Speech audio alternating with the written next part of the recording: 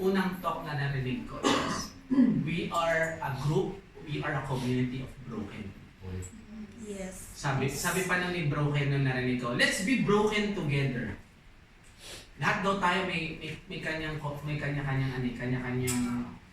pagkukulang, may kanya-kanya tayong pagkakamali, and yet let's be broken together as we build each other together. Amen? Amen. Let's pray our favorite prayer here at the feast. In the name of the Father, the Son, the Holy Spirit. Amen. Today, I receive all of God's love for me.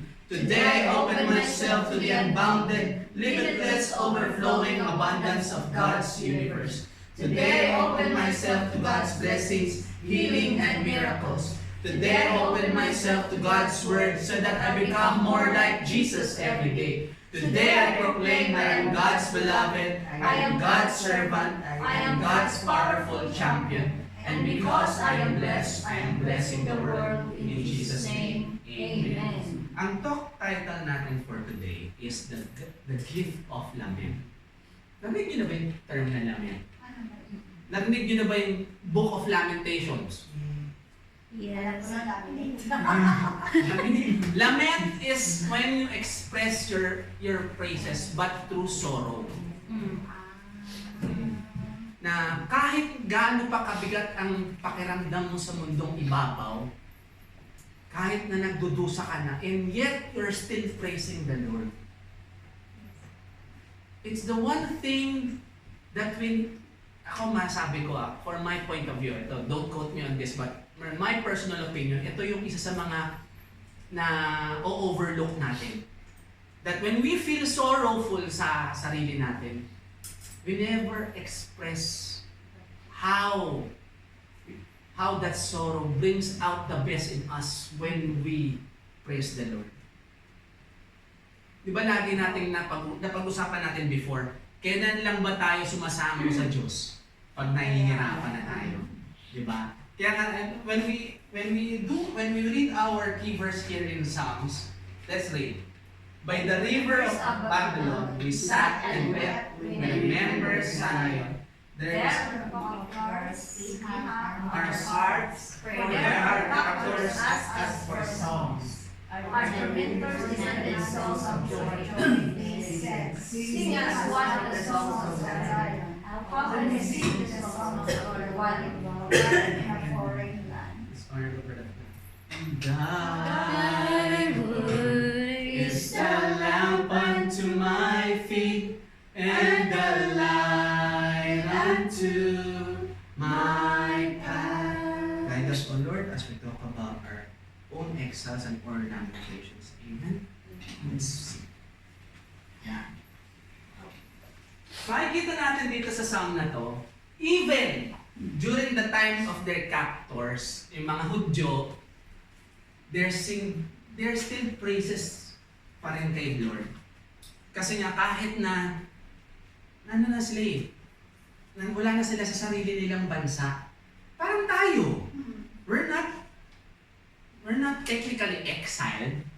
Kasi ang definition ng exile, tayo, ang isang na-exile daw na tao, hindi ka daw pwedeng bumalik sa pinanggalingan mo. Pero tayo, we went here on our own without forcing us dahil meron tayong gustong maatim. But for them, sa mga Hudyo dati, pinapunta sila talaga doon dahil na-capture sila ng Babylon. So ngayon, ang ginagawa nila, they never hid their grief. Ano pa rin, masama pa rin mahabag pa rin ang loob nila dahil wala na sila sa sa home country nila. Nasa ibang bansa sila, and yet they're still singing their praises. They use their grief to push them to the Lord. Parang tayo rin yan, mga kapatid. Di ba sabi ko kanina, kailan lang ba tayo sumasango sa Diyos kung kailan tayo nasa babang-baba na? Pero pag tayo'y nakaramdam na ng konting comfort at konting saya, nakakalimot na. Again, cannot emphasize this enough. Ang paglilimot ay wala pong pinipiling edad. Lahat po tayo nakakalimot. Kaya nga, they use their 150 psalter to become their portable temple. If you see, sino ba dito huling nagbukas ng Bible nila? There are 150 chapters in the Psalms. Lahat doon, 1/3 of that is on their grief. We wept, laging maririnig mo yung term na yan, wept, weep, we cry, sorrow, yan yung mga common words na maririnig mo sa Psalms. And yet, they use this as their way to worship. Tayo ba dito? Ito, medyo may asa ko ng konti. Ano bang nag-attract sa inyo sa feast? Number 1, ano nag-attract sa inyo sa feast? Naalala niyo pa ba bakit kayo napunta? Paano kayo napadpad dito? Seeking God. Ako dati yung Diba? prayer nila. Prayers, di ba? Prayers. Yun ang nagagawa sa akin dati. Di ba? Yung gusto Kasi ko ma-experience. di ba, sabi ko nga, 1/3 of the Psalms are laments. Again, laments are expressing their praises even in sorrow. Kanina sabi ko, we are full of broken people. Punong-puno tayo, lahat tayo, kanya-kanya tayong kumbaga sa plato, may mga bungi na. Di ba, usually ang plato smooth. Smooth Pagbago. But pag medyo luma-luma na, may mga bitak, may mga gas-gas na, may mga signs of wear and tear. Thank you, Ate Vic. May signs of wear and tear na. Tayo, as bilang tao, may mga ganyan din tayo. Meron tayong mga bagay na may mga bitak-bitak din sa mga buhay natin. But ang tanong, how would you handle those quote-unquote bitak-bitak sa buhay mo? Are you gonna use it? Isasalihin mo na lang ba? Yayakapin mo lang ba? O pag niyakap mo siya, isasamo mo siya sa Diyos ng buong buo? Again, nasabi ko to before. Kung ano yung pagkukulang mo, ay kung ano man ang pagkukulang natin, that's what makes us perfect. Kasi kung ano man ang kulang mo, malay mo, pupunuin niya ng kasama mo ngayon. Vice versa. Kaya meron tayong mga LG, di ba? That's how we find common ground. That's why we find this community. Ito, sabi nga ni Jazz kanina, the one that attracted this community is the community. Kasi nga, we are here looking for people that are the same as us. Napakaparehas natin. Na meron ding pagkukulang, na meron ding meron ding ano bang tamang term? Hindi sablay. may mga hinahanap din. Na kahit papaano, it makes us complete kasi, meron din palang ganito. Meron rin pala ganito rin. Parehas pala kami ng pinagdadaanan. Actually, one of the things that attracted me to feast, number 1 is the community and belongingness. Yung pagiging belong. Kasi nga, nalaman ko na meron din palang tao na katulad ko na naghahanap din ng something na nakukumpleto sa kanya. Nakwento ko na ata before yun na I've been in Malaysia since 2011. And before ako lumipad dito, I was hindi naman perfect. Talagang servant ako ng simbahan. And after kong lumipad dito, nawala yun. Kasi nga, hindi ko alam kung paano. Hindi ko alam kung paano ko hahanapin, paano ko gagalaw. Yes, nagsisimba ako. Kasi alam mo na, Muslim culture. Nagsisimba ako and all. Pero hindi ko alam kung paano mag-get in touch sa isang community. And one day, meron nag-invite sa akin sa feast. And I never looked back. Sino nag-invite sa'yo? Roommate and office mate ko si Bien. Ano yun? Ano siya? Siya yung dating may-ari ng kotse. Yung ginagamit natin. Siya yung dating may-ari ng Siya yung sa akin dito, nag-invite sa akin. Sabi niya when we lament is faith expressed through sorrow. Meron ba tayong, bawat isa sa atin, meron ba tayong kinalulungkot na yun?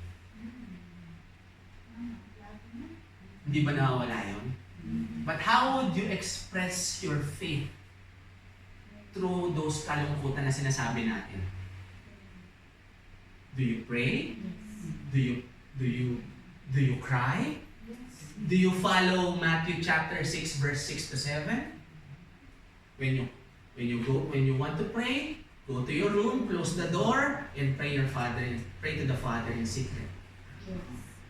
Sabi ko sa inyo, hindi ko makakalimutan yung verse na yan. Favorite ko yun. Habit ko yun. Nagsasara ko ng pinto. It's how would you express your faith despite gaano pang kabigat ang dinadala mo. Ngayon, maniniwala ba kayo ito dito? No? Because sometimes we pray like beauty pageant contestants. Ito, example, we have this Middle East crisis, di ba? Di ba may mga nakikita tayong mga post, please pray for the Middle East, for peace in the Middle East. Ang tanong, yun ba ang numero unong dasal natin?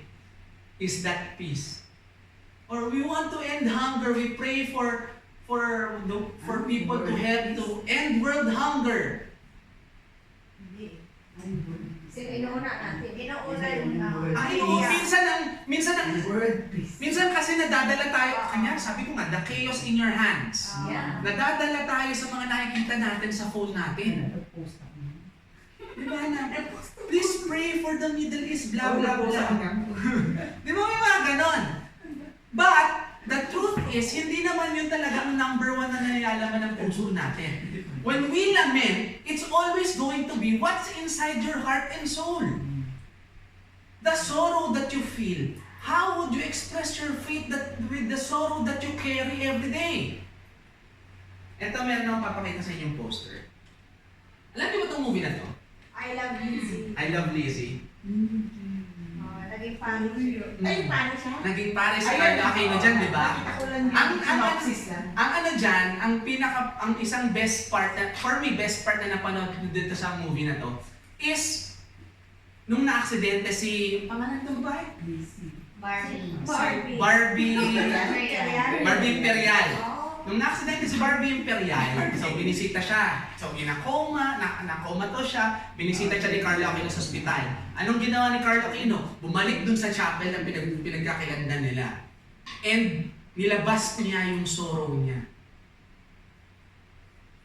Hindi ko pinanood eh. Bakit? Kasi si Carlo Aquino Panoorin niyo siya. Nung express niya yung sorrow niya, sabi niya, Lord, di na ako babalik, di na ako lalayo sa'yo, pagalingin mo lang si Lizzie. Kaya ang ginawa niya, he stepped away sa relationship niya for Lizzie para dun sa binitawan niyang promise. He expressed his faith through sorrow na sana gumaling ang kanyang minamahal. Pinapakita ko. Yun. Express his faith through his sorrow para lang mapagaling ang minamahal niya. Kasi nga, when we want to pray, God wants to hear your real prayers. Hindi memorize, hindi polished, walang filter, kung anong nilalaman ng puso mo. Magalit ka man, i-express on the spot. Kung ano man yung nararamdaman ng puso mo, ilabas mo. Kung mabigat, ilabas mo. Because sometimes, kung ano man yung emotions mo, yun yung lumalabas na kung totoo mong sarili. Kumbaga, sorry sa term, hindi ka nagpapaka-plastic. You're being true because yun yung nararamdaman mo eh. Kahit na magka-buhol-buhol ka. Kahit magbulol ka pa, maiintindihan ng Diyos dahil nababasa ng Diyos kung ano naman ang puso mo. Hindi yan katulad ng, di ba, when we talk about, kailan ba yun? Past few weeks ago, when Jesus Christ talk about the hypocrites, the Pharisees, na yung mga nagdadasal ng malakas, dahil they're saying they're praying to the Lord and everything, hindi dapat ganun daw. Jesus said, again, Matthew 6, Matthew chapter 6, verse 6 to 7. Because God wants to hear what your real prayers are. Kung sasabihin mo sa Kanya na, Lord, sana i-bless you for peace. Yes, kasama yon. Pero yun ba talaga ang gusto mo? Minsan ang gusto natin, Lord, kung ano man yung nararamdaman ko ngayon, kung ano man yung nagpapalungkot sa akin ngayon, sana magawan mo ng paraan. Lord, kung meron mang may sakit sa amin, pagalingin ninyo. Kung meron man akong kapatid na nawawala, ibalik ninyo sa tamang landas. Kung Lord, kailangan ko ng sustenance para sa mga susunod na araw, ilabas natin lahat, mga kapatid. Because God wants to hear our real prayers. Pero, isa pang pero. Sino ba dito ang feel na na-exile siya? Na nag-iisa? In this context, when I say, I may be exiled but not abandoned. Ito na lang senaryo na isipin natin. Naisip na ba natin na ganito? Meron tayong problema. Isa kang problema mabigat, isipin mo to. Isa kang problema iniisip na alam mo ikaw lang ang merong solusyon. Ikaw lang may magagawa.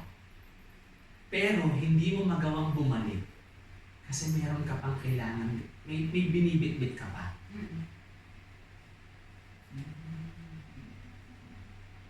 Yung term na exile dito is about living out your comfort zone. Yung itong context ang ginagamit ko.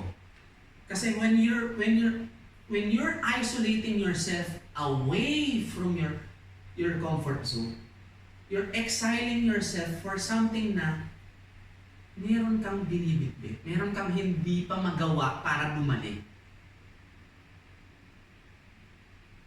And yet, sabi nga in Lamentations, you're not abandoned. Di ba sabi ko din few weeks back or last week, when you feel alone, you're never alone. Dahil ang Diyos nasa puso natin, kasama niya tayo sa palagi. Palagi niya natin kasama. Ngayon, meron akong isi-share.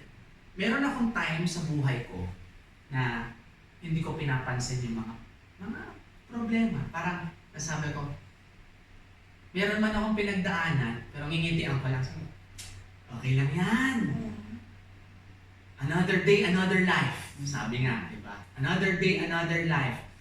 Itutulog ko na lang kinabukasan, okay na ako dahil lumipas na yung araw. May nakausap akong isang friend, sabi niya, laki mong denial, no? Sabi ko, bakit? Bakit mo dinideny na meron kang pinagdadaanan na hirap? Bakit mo gusto mong kalimutan? Ako kasi si forgive and forget eh. Yun pala mali yun. You have to acknowledge your sorrow. Because sometimes, if you acknowledge your sorrow, and you still go on with your faith, doon natin mararamdaman ang presensya ng Diyos. Hindi lang natin nararamdaman ang presensya ng Diyos doon sa mga times na naupuhan natin yung mga dinadasal natin. Diba? Lord, sana gumaling si ganito, and yet gumaling. Ayan, yes, naramdaman natin ang power of prayer. But sometimes pag tayo nag-iisa na, yung talagang kulong ka na, hindi mo na lang gagawin. Naiyak mo na lahat ng kailangan mong iiyak. Nalabas mo ng kailangan mong ilabas. Hindi ba magaan sa pakiramdam? Lalo na kumbaga kakaahon mo lang sa malalim na pagdadasal. Kunyari, nagdasal ka sa sarili mong kwarto, nag-iisa ka, umiiyak ka, sinasalamit mo na lang lahat ng problema mo, ina-acknowledge mo yung sorrow mo, binibigay mo na lang sa Diyos yung sorrow mo. Di ba pagtapos ng iyak, pag natuyo na yung luha mo, wow, ang sarap. Ang sarap ng pakiramdam. Ngayon, when I was reviewing this talk, meron siyang part na, oo nga no, may isang part, tatlong parts tayo. Number one part, that Elijah had a mental health issues. Ito yung story niya. Elijah was afraid and fled for his life. He went to Beersheba, a town in Judah, and he left his servant there. Then he went on alone into the wilderness, traveling all day. He sat down under a solitary broom tree and prayed that he might die. I had enough, Lord, he said. Take my life, for I am no better than my ancestors who have already died. He was tandaan natin, si Elijah, isa sa mga importanteng prophets dati. If you know his story, he's one of the prophets na sinundo sa lupa. Through what? Chariots of fire. Isa sa mga importanteng propeta yan. And yet, meron siyang mental health crisis. Nung binabasa ko to, kung ang propeta may ganun, ang mere mortal na katulad ko, na simpleng tao, how much more pa? Eh siya, dalang-dala niya ang mensahe ng Diyos noong panahon na yun. Malaki ang responsibilidad niya. Tayo, may kanya-kanya tayong responsibilidad sa pamilya natin, sa mga kaibigan natin. Pero ito, isang buong nasyon ang responsibilidad niya. Ano pa kaya yun? Gusto niya na lang, kumbaga dinadasal niya na lang, kunin mo na ako, Lord, hindi mo na. Kunin mo na ako, Lord. Wala rin akong pinagkaiba sa iba. Believe it or not, mga kapatid, ito may isa kami. Dumating din ako sa kanya. Dumating din ako. Dito saan ito? Sa line na to. Dumating din ako sa kanya. Sa sobrang dala ng binibitbit ko, sa sobrang bigat ng nararamdaman ko, gusto ko na lang... Minsan naiisip mo na lang na mag-give up. Minsan may give up ka, mapapag-give up ka sa mga sitwasyon eh. Pero, ang nakakatuwa dyan, yung kabaliktaran niya, dumadating ka sa mga sitwasyon na gusto mong sumuko, and yet the next day, nagsusurvive ka naman. And yet tumatayo ka pa rin. Lumalakad ka pa rin, nagtatrabaho ka pa rin. Just like sa mga kwento, sa mga TV series ang pinapanood natin, sa mga episodes, just like I said last time, every day is a different episode. You're maybe down today's episode, Sunday. Sabi nga sa mga vlogger, for today's video, the next day, nakangiti ka na. Next Sunday, nag-travel. Ha? Next Sunday, nag-travel. Next Sunday, nag-travel na. Oh. May mga ganyan tayo, di ba? The last week, tinataas natin sa Diyos ang mga problema natin. The following week, napunta na ng Ipo. Di ba? Nagsimba na dun. Nag-swimming na, nag-tour na. Kumain na ng chicken rice. Malaking question, kailan kaya ulit? Diba? When kaya ulit? May plano na mamaya sa GC. Diba? Meron naman FYI lang, meron naman tayong plano for Easter Sunday. Diba? Meron naman tayong naka-plan for Easter Sunday. Meron na tayong nakalatag dyan. But again, even if we wanna feel that we wanna give up, we wanna surrender our life to the Lord, and yet the Lord is raising us with another chance in life. Kumbaga, try mo lang ulit. And remember, brothers, wala palang brothers, ako lang palang brother dito. Mga kapatid, we are living every day as a lesson. We are learning. The sorrow that we feel every day is a lesson. We only feel that it's heavy kasi nga, nagsasabay-sabay. Tip lang. Ito lang, based on experience. Kapag ako ay nagugulumin, ano ba tamang term? Naguguluminahan. Ito na lang, term. Term na lang. Ito, sorry for the term. Naguguluhan. At masyadong maraming tumatakbo sa isip ko, ang ginagawa ko, inom akong tubig. Magkukulong ako, pipikit ako saglit. Mag-aalarm ako sa phone ko 5 minutes. Siguro mga 3 glory be. Magre-reset ka. Promise. Try. Try nyo lang. Glory be. 3 glory be. You're expressing your glory to the Lord and everything ka na. Kumbaga sa computer si Lord, i-click niya yung reset button mo sa utak mo. Para hindi ka na maguluhan. Try nyo lang. Kaya pala naman yung PC ko, nagalit na ako sa yeso. Reset na lang.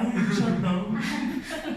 Reset pa lang. Pinapag-reset ka. Tignan mo yun.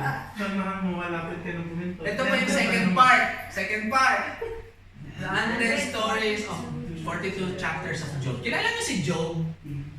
Siya yung isa sa mga propeta na nasunugan ng bahay, nanakawan. Yan ba yung asawa nila? Hindi. Ay, Hindi, si ano yun?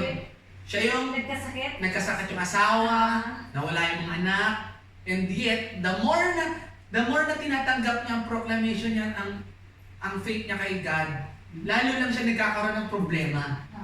Bit-bit lang siya ng bit-bit, pero hindi siya natinag.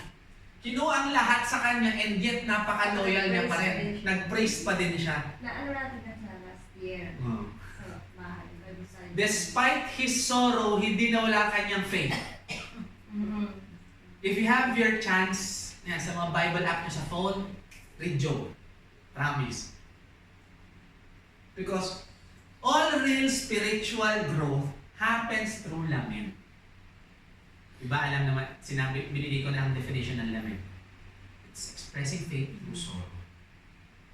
Na kahit pa, sabi ko, kahit pa gano'ng kabigat yan,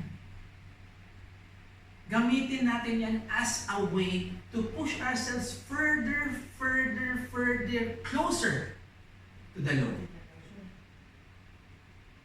Meron akong i-share na isang story. May isa tayong feaster before na lumapit sa akin. Hindi pa ako builder. Talagang parang kuya-kuya lang. Kinuwento niya yung problema niya sa akin. Before ko masabi yung advice ko sa kanya, nakausap niya na pala yung mom niya.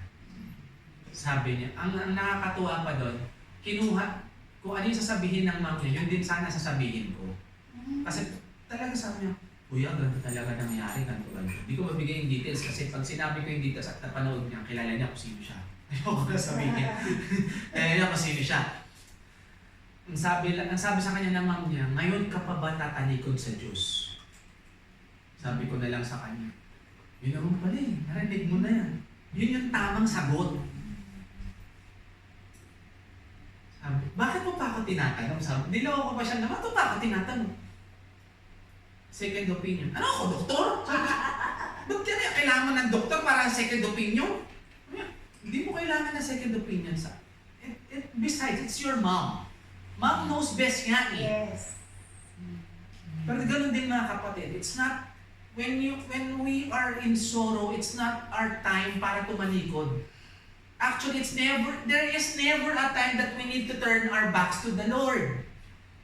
It's always going to be if yung baggage mo ay bumibigat. Di ba ang maximum, ilang kilo ang maximum baggage aeroplano?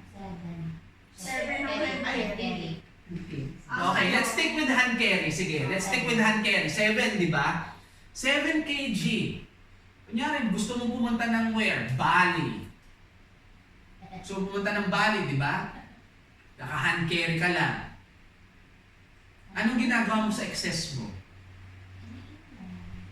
Susuot ng jacket tapos doon. Lalagay sa isang bag, tapos ganun. Di ba minsan, sa mga madiskarte, tinatanggal dun sa mini-measure, ginagawa mo nyari, pasalubong, hand carry, pasalubong, excess. Or, kung may pera ka, bibili ka ng check-in baggage on the spot. Diba? Ganun yun. Isipin natin, the more that we carry our burdens, there are more opportunities for us para lalong sumakay sa aeroplano. Nagigets yung point ko. The point is, there are ways to carry those baggages. Hindi lang natin pinapansin. It's either we're stingy, it's either wala tayong diskarte, or minsan, on the spot, hindi natin maisip kasi nga, medyo nagpapanik na tayo. When we feel a sense of panic, what we do? We pray. Paano ko ito bibit-bitin? Lord, papunta ako sa ganito. Papunta ako sa comfort zone ko. Pero may mga bit-bitin ako. Can you carry this with me? Sometimes mga kapatid, umiiral ang pride natin eh.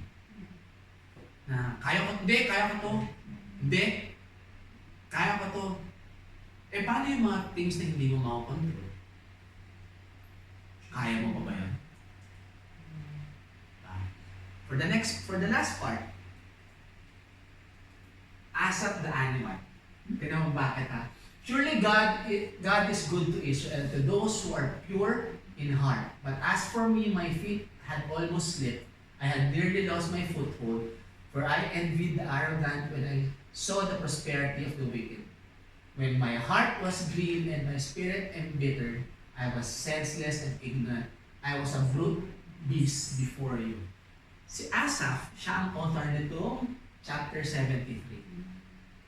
The Psalms are compiled, again, Psalms ni David. Pero may mga kanya-kanyang author per chapter. Si Asaph, naramdaman niyang nawawala na siya.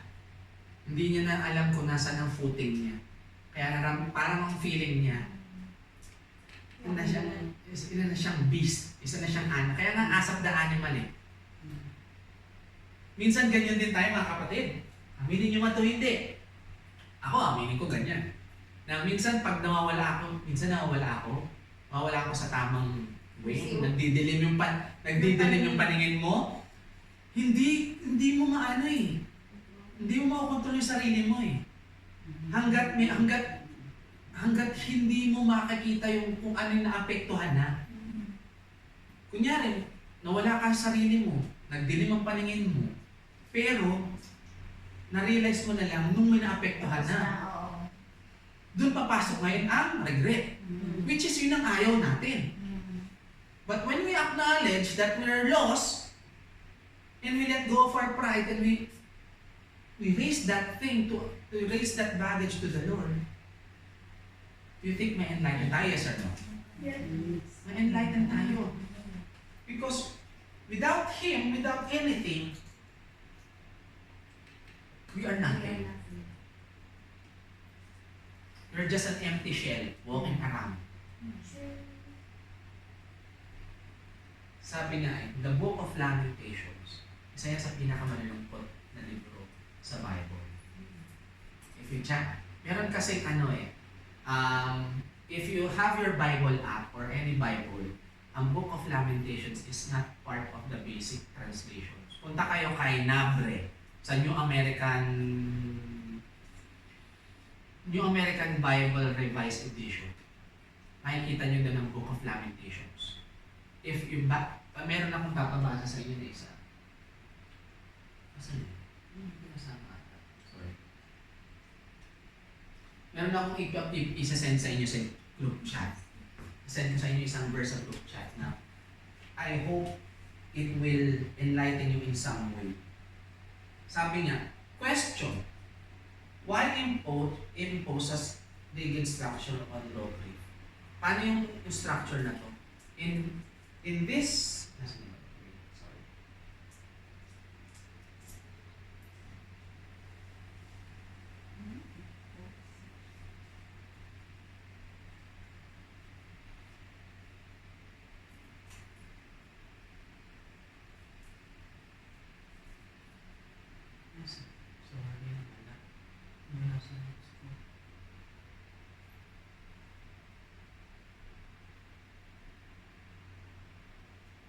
Sorry, wala sa notes ko.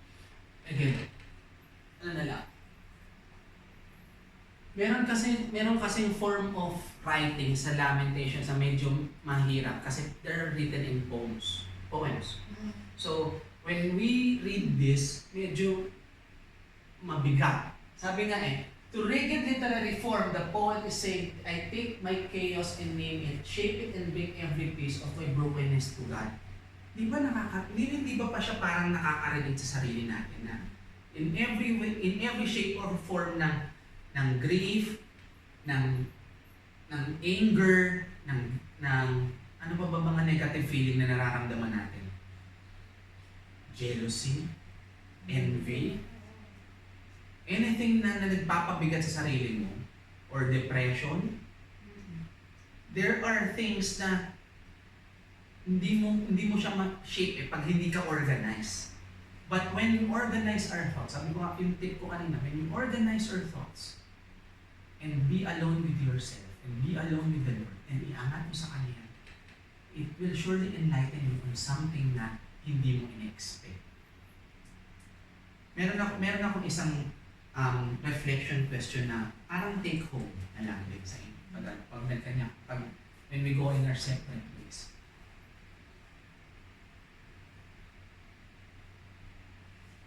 Gaano kabigat, paano mo ba i-phrase ito ng tama?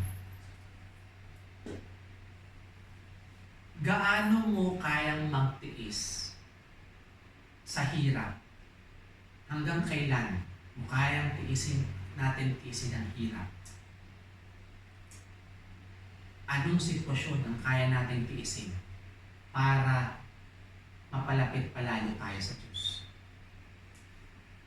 Kunyari, ang tira na lang sa bank account mo sa wallet mo, 10 ringgit na lang. Bakit ang legit? Ha? Ano mo? Tapos 2 linggo pa ang sweldo. Basta importante, may laman ng TNG.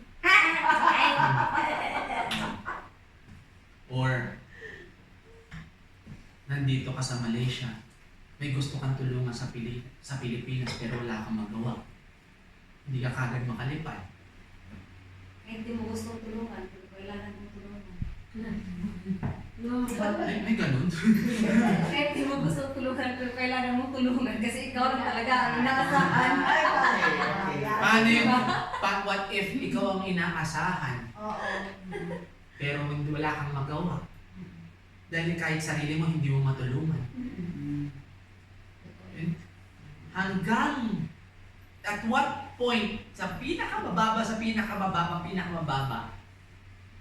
ano yung magiging trigger point mo para lalong lumapit sa Diyos? Alam ko naman I know that each and everyone here, including myself, may lapit naman tayo sa Diyos kahit paano. You're not here kung hindi ganun ang case. Pero, we're here because there is something that we carry. Kunyari, may mga kanya-kanya tayo 7 kilos ngayon.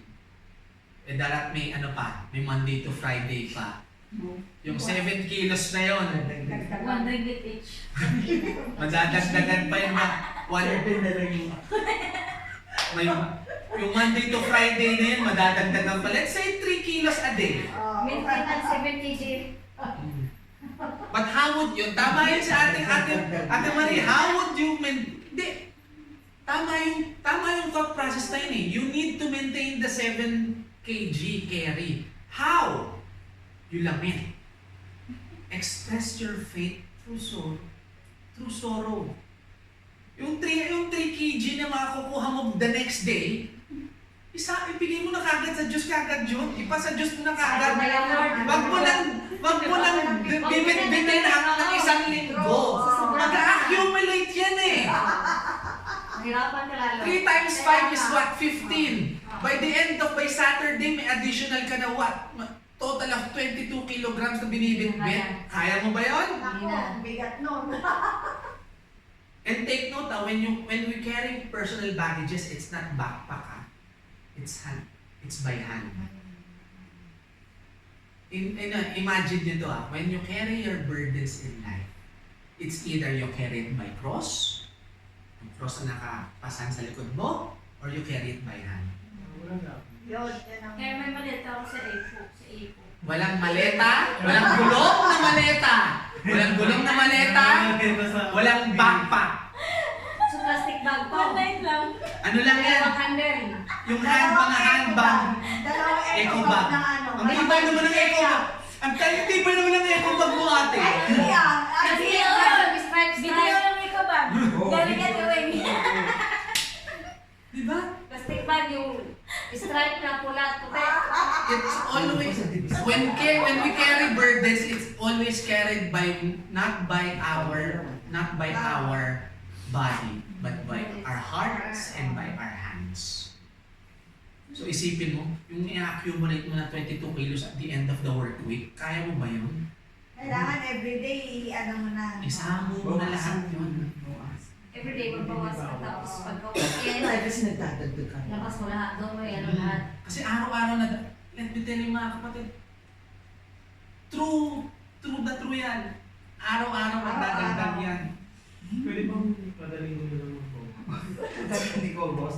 Mahirap yun. Ang tanong, you raise a good question. Pero pwede mo bang bawasan siya week per week? Pero nasa sa'yo yun. Kailangan talaga araw-araw para ano. Para hindi magdagdag. Mayroon kasing mahirap mabawas araw-araw, pero meron talagang mahirap Na, ano. May iba nga, buwan na. Hindi. kasama na yun sa 7. Doon mo Diba? ilagay sa 7. Pero yung I-compartmentalize mo na lang daw sa 7. Yung pwede mong ibawas sa 7, yun yung ibigay mo. Pero minsan yung Yung may mga like, parang chewing gum na ano. chewing gum na nakadikit na hindi mo matanggal-tanggal, yun na lang gamitin mo. Sabi niya, lamin, pag hinagpis ba yan? paghihinag ko Ano sa ang hinagpis? Anong hinagpis? Yung malungkot. Ganon. Soro. Yung hinagpis mo sa buhay, gamitin na lang natin siya as way.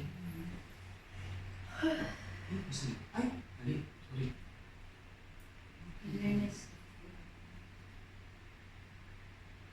There is one way, that is one way to use our sorrow. Kaya yun, isa sa magandang practice yan. Maintain your 7 kg baggage.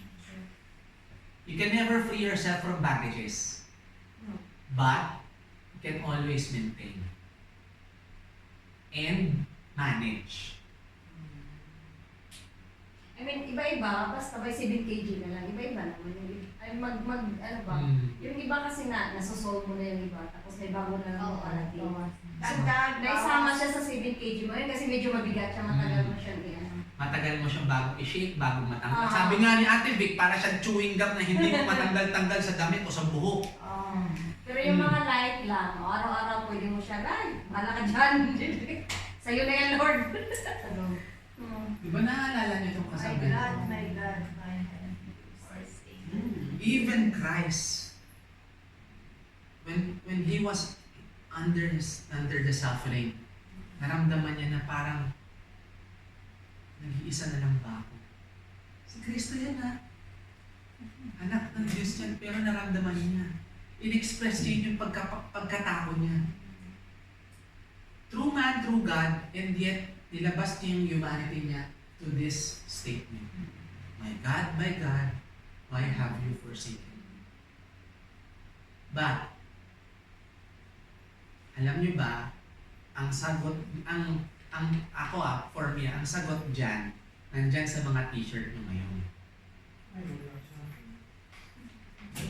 For I know the plans. Ito ba yan?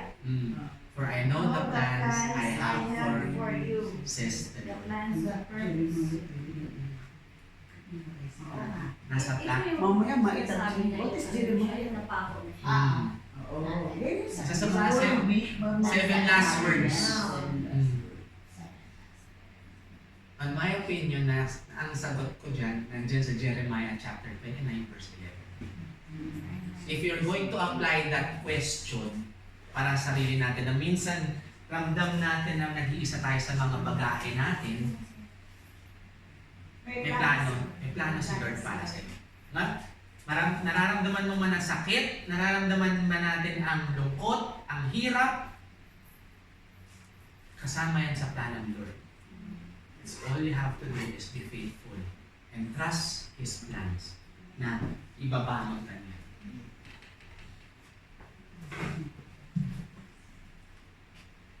Like our key message for today. I may be exiled, but not abandoned. Hindi tayo nag-iisa. Hindi man tayo makabalik kagad sa mga gusto nating situation.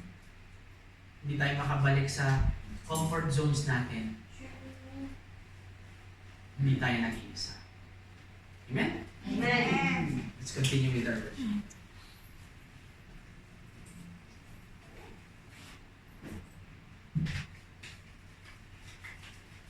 Today, sabi ko nga, di ba, sabi, parang napag-agreehan na natin, let's maintain our 7 kg baggage. Let's maintain our baggages na alam naman natin, hindi natin makukurenta. Kagad eh. But, through our sorrow, we are able to find the peace na ikasustain natin. Let's bow our head, close our eyes. Feel God's presence in this room. Lord, as we pray to you, as we give to you all our sorrows in our hearts, we're still here to praise you. We're still here trusting you. Because you're the Almighty One. You're the only one who knows the plans of our lives in these coming days, months, years, in our future. Help us how we open our hearts to you, despite the sorrow, despite the exile, despite the feeling abandoned, we know that you're there. Even in the midst of our tears, our cries, our loneliness, Lord, you're there. Even when I'm sinful, when I'm being tempted, when I'm committing sin, we know you're there. Through your merciful hands, we are blessed. With the blood of your Son, shower us with love, with grace, and blessing. Because now, Lord, all of our sorrows are yours. In this we pray, in Jesus' name. Amen.